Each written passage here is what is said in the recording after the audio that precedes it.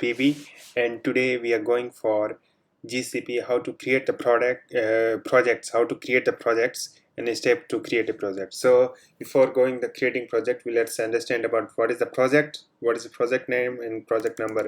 So in the GCP project ID, it's a global uniqueness to all global uniqueness, and it cannot be changed and chosen by you. Project name is no need to be unique, it can be any names across the system chosen by you, and it's immutable. We can change that. Project number also global, unique and immutable.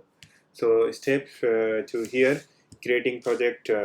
So let's go in the GCP and then select IAM admin, then create project, and the project name we need to provide.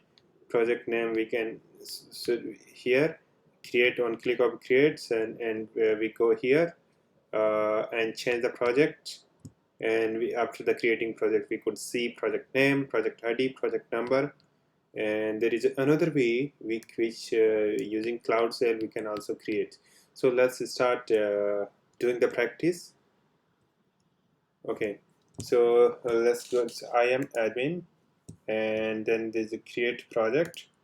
We click here and we will provide a name, PV, Cerium, and here organizations select. You can select from here which organization you would like to add, and otherwise you just click on create projects.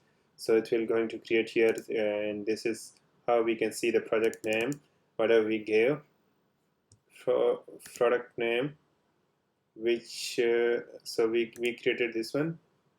And so this is project name, project number, project ID, and they have resources and SQL, compute engine. So it's a project is associated with project information API, GCP, all of this. So you please create and practice this one. Thank you for watching.